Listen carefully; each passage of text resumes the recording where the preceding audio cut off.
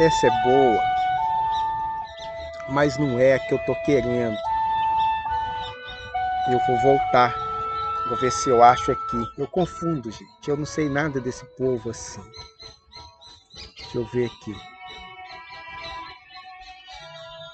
É outro. Deixa eu achar o moço. Ele é lindo, achei. Certinho. Vamos nele. É isso que eu quero.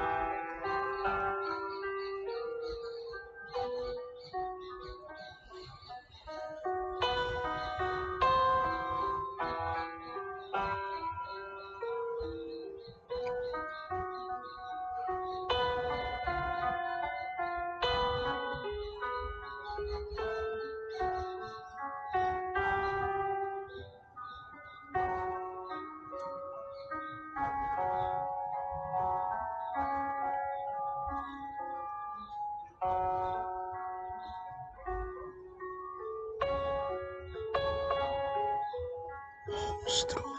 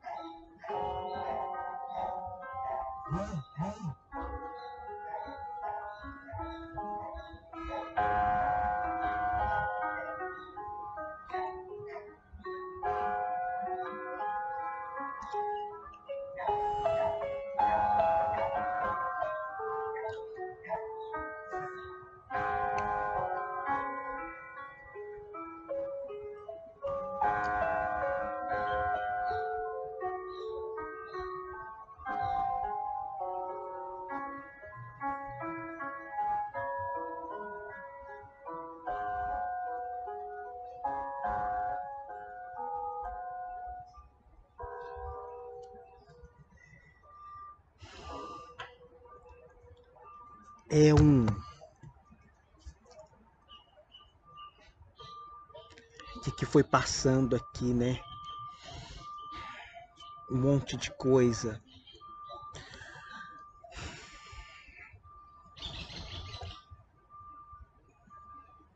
Primeiro, voltando lá atrás nas baquianas. Em Bar, tem um determinado momento que as baquianas entram quase que perfeitamente assim, né?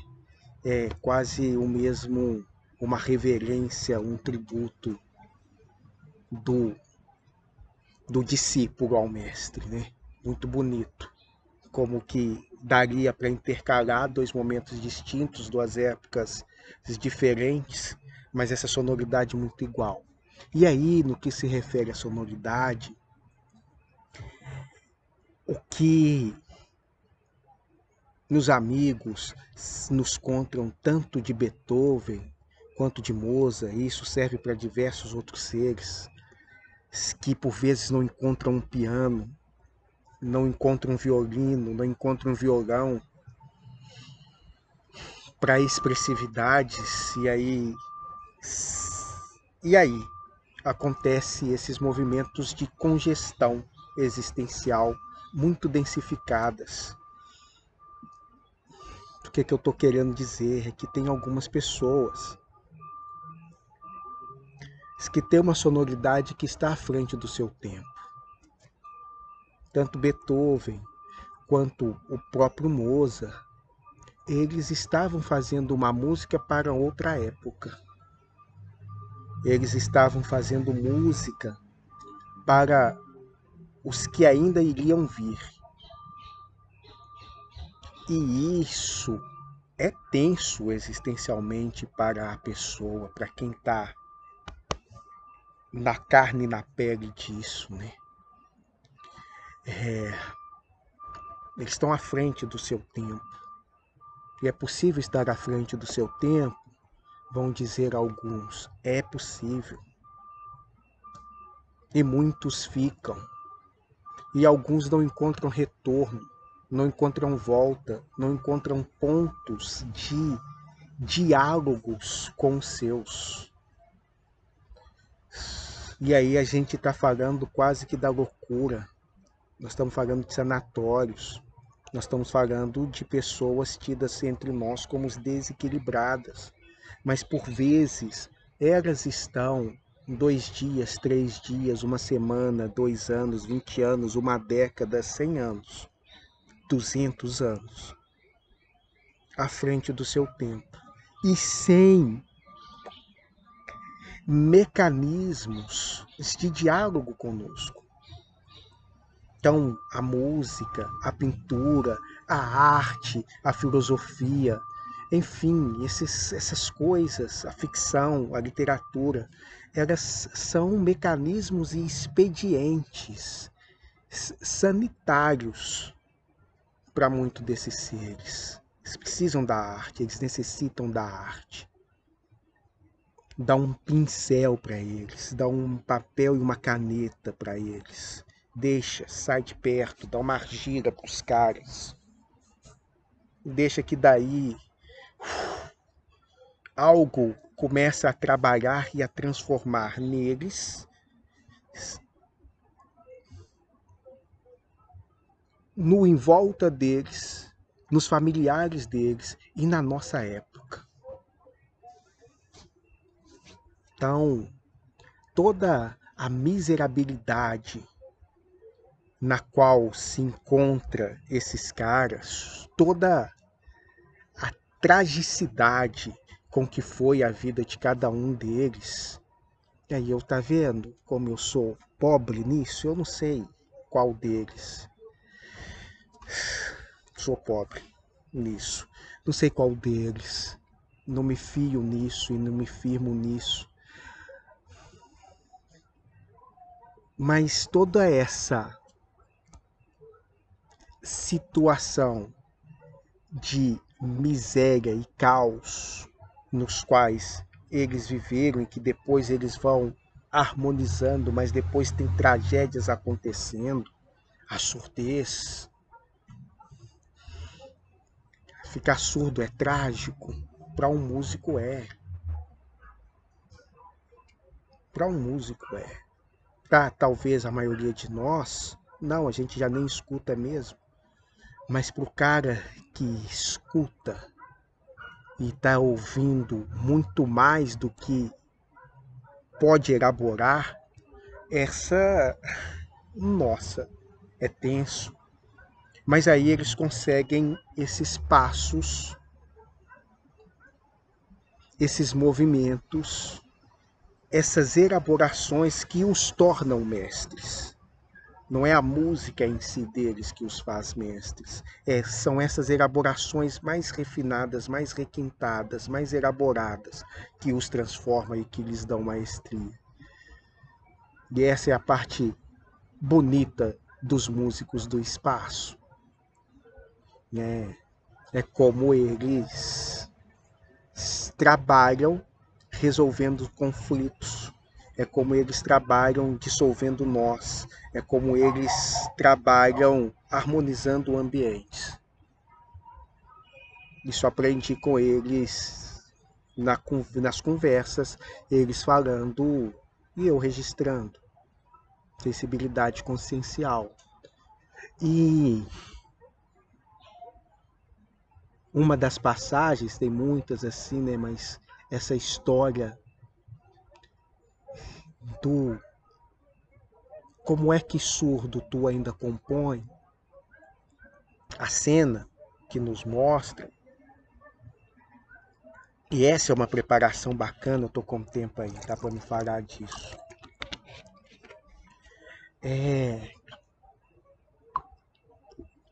As preparações. A gente pensa, por vezes, que o gênio é um ato isolado, um acontecimento casuístico. E o processo da genialidade é um processo de treinamentos sucessivos para que em um determinado momento tudo isso, ecloda. Dê essa eclosão, esse desabrochar. Mas é um processo sistemático, elaborado, pensado, construído lá por alguns mentores espirituais, os nossos, os seus, os nossos mentores espirituais, que vão programando vida a vida, passo a passo, para que em determinado momento ali tem uma convergência, acontece. E isso, ou esse acontecimento, representa o que? Simboliza o quê? Simboliza que, por muitas vezes, chegamos num ponto muito interessante de um domínio da técnica. A partir daí, tem diversos outros caminhos a serem percorridos, a serem elaborados, a serem vivenciados, e vão iniciar um outro programa de pesquisa. É programa de pesquisa mesmo, é bem lacatus. É bem, quem quer lacatus e o que é programa de pesquisa, né? Traduzir.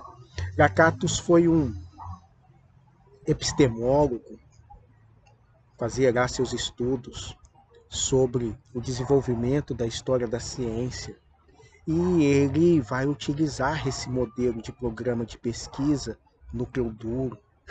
Eu sei pouco de lacato, eu sei pouco de tudo, né? E fico falando um monte de bobagem, mas agora eu prossigo até o fim, até o fim. Então, qual é a ideia? A ideia, assim, é isso que os caras ficaram me contando, eu estou contando para vocês, e um dia vocês vão ler porque eu vou publicar. A gente pensa as vidas, aqui, ali, karma, paga, volta. Os caras nos mostram que tem um programa, tem uma linha temática, tem uma pesquisa, tem um grupo de pesquisa. Então, um vem, elabora e faz um processo até aqui. O outro reencarna daqui, puxa a conversa até aqui. Aí o outro vem daqui e vai até ali. E assim vai indo sucessivamente até que esse tema, esse projeto de pesquisa tenha sido contemplado. Olha, valeu essa temática, ou às vezes a gente por fora. Gostei inicialmente, foi bom caminhar com vocês, mas agora eu tenho um outro projeto de pesquisa aqui que eu vou para lá. Continuem aí, a gente vai trocando informações. O nosso processo de desenvolvimento consciencial passa muito por esse viés, que foi um dos que eles encontraram em mim maior facilidade de fazer a explicação. E junto a isso, o seu amigo irmão, mais do que amigo irmão, Feyerabend, falando do anarquismo epistemológico, que é uma coisa sensacional, linda, bonita demais. E tudo isso, esses caras casam e nos mostram como que isso que eu estava dizendo. Olha, escuta essa música do bar. Pega agora as baquianas do Villa-Lobos. Nesse trecho aqui, encaixa isso aqui. Pum, é a mesma trilha sonora, é a mesma temática. Pega o tal do Beethoven, com as suas ânsias, as suas angústias, as suas tristezas e as suas explosões. Traz agora o Mozart. O que esses caras estão fazendo é abrindo o nosso chakra cardíaco. Mesmo projeto de pesquisa. Nós passamos lá de Bach, século XVI. Chegamos no século XVII, XVIII, isso mesmo, século XVIII. E enquanto humanidade, ainda não tínhamos chakra cardíaco aberto. E como é que a gente fala de cristianismo sem chakra cardíaco? Como é que a gente trabalha cristianismo sem chakra cardíaco? Como é que a gente fala de Jesus sem coração? Como é que a gente acolhe Maria, ainda não acolhemos, né? Sem essa percepção, como é que a gente traz Maria Madalena, no caso? Maria, a gente lidou de forma mais barroca. Esses caras trazem essa musicalidade. E é uma musicalidade forte, imponente, marcada. É um compasso mesmo de muito sentimento, de muita emoção, é para explodir. Isso a gente está vendo de trás para frente, 200 anos depois, 250, não sei a data correta, 300 anos. Depois eu tento até corrigir. Depois. Mas esses caras estavam vivenciando isso naquele agora que eles estavam presentes, encarnados. E isso, gente, explode para tudo quanto é canto e para tudo qualquer lado. A surdeza aí, nossa, é o mais tranquilo. É o mais tranquilo. Chegar e nascer para eles já foi uma coisa infinitamente mais tensa. Família, conjunto familiar que ele estava ali inserido. Nossa Senhora. Enfim. Teve sua amada, elas não podem faltar, elas vêm juntos, elas não entram na documentação histórica, elas por vezes são até negligenciadas pelos próprios caras, mas todo mundo sabe a importância, todo mundo não sabe não, né? Mas é impraticável, impossível pensar essa genialidade sem esse componente das companheiras que estiveram lado a lado com eles. E aí eu vou caminhar aqui para o fim. Porque o que os caras então vão mostrando é que antes de chegar a Mozart, ele vivencia algumas outras vidas, fazendo algumas outras coisas, bem Karate Kid. Daniel San, encerar carro. Daniel San, polir cerca. E tá lá fazendo, polindo cerca, cerando carro, ou pegando casaco. Joga casaco, pega casaco, joga casaco, pega casaco. Então ele tem lá uma vida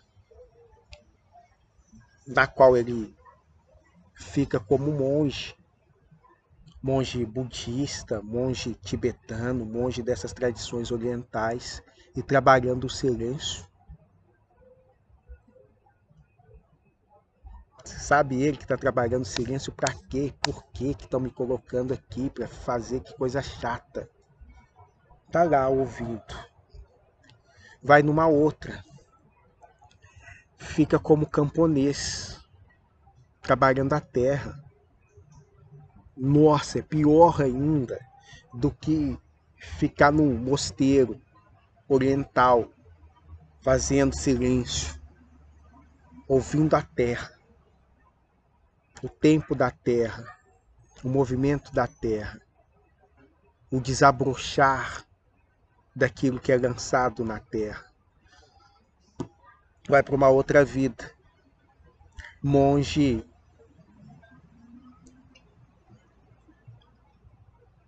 não é beneditino, não. É um outro monastério aí, mais ocidental. E tá lá, aprendendo partitura, aprendendo música. Um dia, um momento, essas pintar cerca, encerar carro, pegar casaco, jogar casaco, faz sentido. Encaixa. Pum, ó, ó, tô tocando, tô ouvindo. E tô ouvindo e tô tocando sons, musicalidades que as pessoas não estão vendo. E tô encontrando em mim sons e musicalidades e consigo ouvir sons e musicalidades nos outros que elas nem percebem que está lá. Está efetuado o programa de pesquisa. Depois disso, o que a gente faz com os caras desses? Ensinam música, mas agora eles estão ensinando música e a música ganhou uma outra dimensionalidade. Quando esses caras estão falando de música, eles estão falando de trazer para o outro elementos que não cabem numa oratória. Eles estão falando numa nota, abrigar tanto sentimento que ele abre um chakra inteiro de povos, civilizações e de pessoas. É algo desse calibre, dessa dimensionalidade e dessa força. É esse motor aí, só que mais harmônico. Mais harmônico. Poxa vida. Obrigado, eles já foram. Enfim, sons, musicalidades e processos. E aí, então, dentro disso, é possível e abre-se imediatamente mais uma linha de pesquisa. Esse cara agora pode abrir um programa de pesquisa, que a gente chama de maestria. Pode abrir um programa de pesquisa onde outros vão chegar, outros vão caminhar, onde outros vão aprender, onde outros vão trazer suas contribuições. Pode virar e falar assim, tá, que bom para mim, vou descer, começar de novo, agora um outro programa, nada a ver com música. Nem me fala mais de música, quero saber mais de nada dessas coisas. Vou só ouvir de vez em quando. De vez em quando. Eu vou fazer outras coisas. E aí os caras vêm, começam um outro processo nessa mesma busca por um equilíbrio mais anímico, mais amplo. E é basicamente a trajetória de muitos de nós. É esse percurso, né? Olha, alcancei ali a maestria nisso, e daí, né? Vamos começar outra vez, bora, tem muito trabalho para fazer. E tem muito estudo e muita parte em nós para ser trabalhadas. Os músicos. E aí, agora eu finalizo mesmo, os músicos do espaço, né? Quem que são esses caras, o que que eles ficam fazendo? Um amigo que trabalhava como cigano, Rúlio, tá aqui o tempo inteiro dando a condução.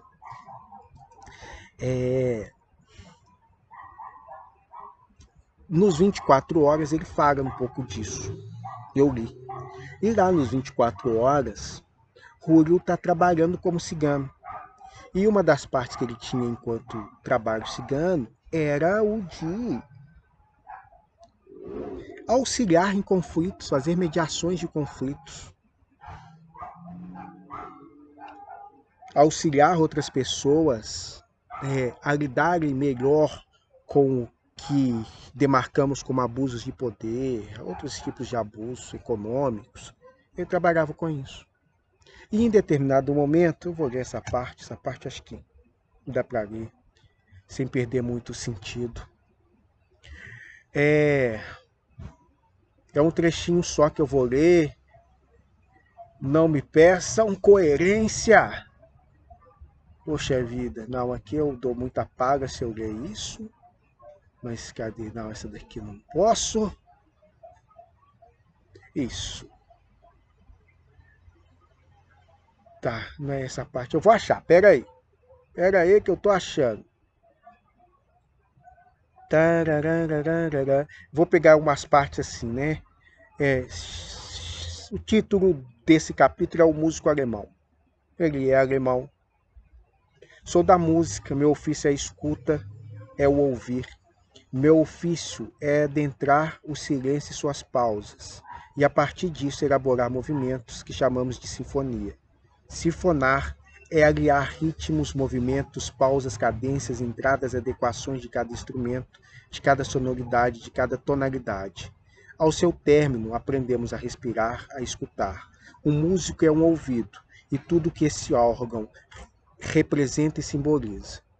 Aí ele vai falar do ouvido. E vai falar dos outros símbolos. Quando começamos o trabalho de desenvolvimento consciencial mediante a música, eu dizia, sim, era eu, que no início era o som. Mais do que criar e causar alvoroço com os poetas, com os pintores, queria mostrar que sem o som primordial não há movimento, sucessão, cadência. Sem o som original não somos, nada é. De tal feito que os homens embebecidos pelo clarão da luz, pela força do verbo, não respiraram, ou pararam a respiração suficientemente para compreenderem o não-som, isto é, a vibração que emana de todo o ato criador, e com a criação dos mundos, dos universos, não poderia ser diferente. Assim, cada som, cada música representa o ritmo de seu tempo, o compasso vibracional dos seus habitantes. Por algumas vezes somos e fomos escarados ao longo das eras para compor ritmos, registrar ritmos que seriam seguidos por outras gerações em outros tempos, em outros espaços. E aqui preciso muito de sua sabedoria, dos seus conhecimentos, para darmos clarezas ao que fazem os músicos do espaço. Desculpa, o que fazem os músicos no espaço. Deixa eu ver se essa parte vale a pena. Desculpa, se essa parte vai fazer sentido. Eu vou assopular. Aqui ele vai falar do Pitágoras, é um pouco do percurso que acabamos fazendo. Vai falar de Orfeu, gente. O mito de Orfeu é o que embala tudo isso, né? A gente olha e vê Orfeu só enquanto mito, mas toda essa característica do mistério, essa característica que a gente está falando aqui, vamos prosseguir ao longo das semanas, é muito isso. É Orfeu. Contam que quando Orfeu tocava, os riachos paravam, os pássaros paravam de cantar, tudo se declinava para ouvir Orfeu. E isso é a música. E aqui, quando a gente está falando de que isso é a música, nós estamos levando a música para uma dimensionalidade que nós ainda não compreendemos. A música é cura. Os caras ficam aí tocando, mas aquilo é som divino, aquilo produz cura, aquilo produz alterações, aquilo produz transformações, aquilo embriaga, aquilo hipnotiza. aquilo seduz. E isso é todo um conhecimento que eu não vou dizer que foi perdido porque ele está aí, a tradição permanece, a tradição continua, mas é algo no qual nós não escutamos mais, nós não vemos mais. Aqui nessa parte é um subcapítulo, né, que ele prossegue, eu paro aqui na música e o infinito. Como tento dizer, fui músico, fui cigano, fui monge, fui padre, hoje sou ser sideral. Ser que busca a compreensão daquilo que fez. Ser que tenta desvelar e desnudar para si e para os outros aquilo que descobriu. Especialmente o que há de mais recente, as descobertas mais novas que poucos têm trazido à baila linguisticamente. Como exploramos na psicografia 24 horas, meu trabalho no astral era auxiliar na negociação de conflitos. E a forma que tínhamos para auxiliar nessas negociações era proporcionar novos elementos, novos recursos, para que esses seres ou outros potencializassem novas formas de se pensar e lidar com velhos sistemas. Falamos para você de sustentabilidade quando ainda não se falava desse tema com essa frequência. Falamos de novas formas de captação energética e o uso de energias renováveis, porque os conflitos planetários têm uma relação direta com os recursos naturais exauríveis e monopolizados por alguns. Alguns que sempre querem mais e que freiam, obstruem, dificultam o uso de novas tecnologias que trazem em seu bojo uma nova forma de compreensão da natureza. Uma compreensão que a natureza é renovável, mas é finita. Uma compreensão que a natureza é abundante, farta e, com isso, a lógica de que, quanto mais ela for compartilhada, mais todos ganham, lucram. Uma lógica de prosperidade sobre a miséria. Mas essa lógica que desenvolvíamos em grupos na cidade de Cristal e em pontos de zonas de conflito e confrontos da Terra, operacionalizando novas formas de comunicação. A gente não sabia da ligação estreita que isso tinha com os espaciais, nem aqueles que propunham novas formas e recursos de sustentabilidade consciencial como nós, e menos ainda daqueles que acirravam o monopólio, a disputa, os conflitos, as guerras, os desastres ambientais. Enfim, a ganância e o poder, porque isso os alimenta energeticamente. Foram diversos trabalhos, inúmeras jornadas que possibilitaram escutar essa linha de aproximação e quando ela se deu, vimos que à frente desses trabalhos de negociação, muitos eram músicos. Sim, não sabíamos muito sobre as habilidades daqueles que nos cercavam. No astral captamos a vibração, podemos às vezes perceber as vidas anteriores de outras pessoas, mas isso é realizado mais como uma concessão do que como um estado natural. Ninguém fica bisbilhotando a vida e a privacidade dos outros. Por exemplo, todo o desenvolvimento desse trabalho sempre apresentei-me como cigano, Rúlio, um calon espanhol criador de cavalos árabes puro sangue. Eram nesses trágicos e basicamente com essas habilidades de negociar que estava junto com meus amigos, instruindo e auxiliando líderes locais de expressão regional, nacional, a verem outras possibilidades fora do óbvio, fora do dado. Para nós era muito claro que as mídias sociais, que as energias sustentáveis eram o caminho do futuro. E essas percepções vinham porque mais do que vendo, a gente estava escutando. Escutamos o futuro. E esse é o papel dos músicos do espaço. E ele prossegue, vai falando, ele dá umas para aqui, mais ou menos de quem ele foi. Essa parte eu pulo mesmo. E aí ele chega no Ecos do Tempo. Escuta a luz que transborda dos seres. Foi assim que um embaixador celestial iniciou sua narrativa, nos convidando a compreender mais profundamente nossas atividades. Escuta a luz que transborda dos seres. Seres dotados e criados com a facilidade de adentrar a estrutura da matéria e extrair seu ritmo, sua essência sonora.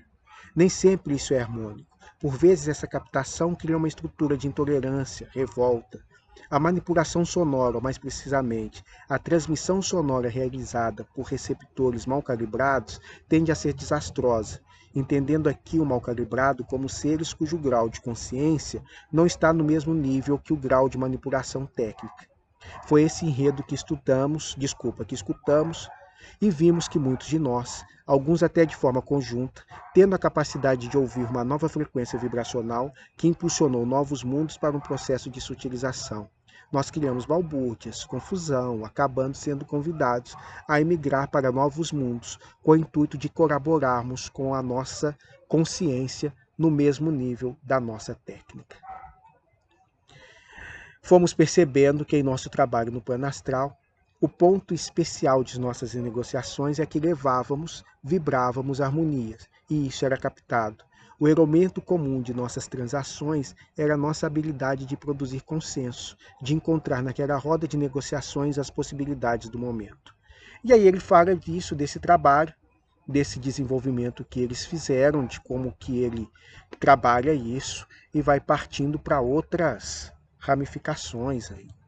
Então, os músicos no espaço, os artistas no espaço de maneira geral, esses caras ao desencarnarem continuam trabalhando, continuam ali elaborando, mas agora uma elaboração com um grau de consciência por vezes maior do que eles faziam enquanto estavam aqui encarnados. E Júlio está falando aí desse momento em que algumas integrações começaram a se dar, quando alguns cenários foram descortinados, e aí eles foram vendo, foram abrindo para eles véus, nos quais eles foram percebendo a complementaridade ou a interdisciplinaridade que haviam nesses trabalhos. Eles foram percebendo a continuidade existencial, isso eles já tinham nessas propostas, é o que a gente estava falando dos poemas lá com Drummond, altamente iniciático, só que eu demandei menos, porque o mostrar aqui na música, dá para você puxar e pegar essa parte com essa parte, ali no poema, no verso, não dá para transplantar a cena ou outro poema ou a vida necessariamente que ele estava se referindo ao trazer num verso. Vem as imagens, e aí a gente demoraria 5 anos para trabalhar cada verso ou fazer cinema. A visualização dessas imagens, mas isso aí é trabalho para outros. E espero que alguns já estejam fazendo isso, né? Enfim, é um pouco disso. Hoje então falamos da música, a natureza revelada. A musicalidade que existe em nós precisa ser cada vez mais observada e escutada. Escutamos pouco, ouvimos pouco. Paro aqui. Beijo grande em vocês. Se tem outros para trás, para frente vai ser o da semana que vem. Vão vendo aí. E comentando, dizendo, questionando. Enfim, sei lá, né? Vão fazendo aí as questões e a gente vai trazendo sucessivamente. Aí eles me deram 21. Isso porque eu falei que queria falar do feminino. Eu ousei dizer que queria falar do feminino. E aí eles chegaram e falaram assim: bata na sua boca. Bata na sua boca, seu mortal. Quem é você para falar do feminino? Sem antes percorrer todo um caminho. Aí elas deram praticamente 21 lições. Bem iniciático, né? 21 lições. Então tô aqui só para falar do feminino, gente. Não vou esmorecer, eu vou até o fim. Vocês vão ter que me engolir. Vocês vão ter que me engolir. Mas elas são lindas também. Elas estão aqui mapeando, sempre debochando da gente, né? Quando a gente abre a boca para falar, elas ficam rindo, debochadas demais, debochadas demais. Mas tudo bem, não tem problema, não tem problema. Eu não ligo, eu não ligo. Vou parar de graça para elas não ficarem ofendidas. Mas elas sabem que eu as amo. Elas sabem disso. Eu esqueço às vezes, mas elas sabem. Beijo a todos. Vamos proseando aí.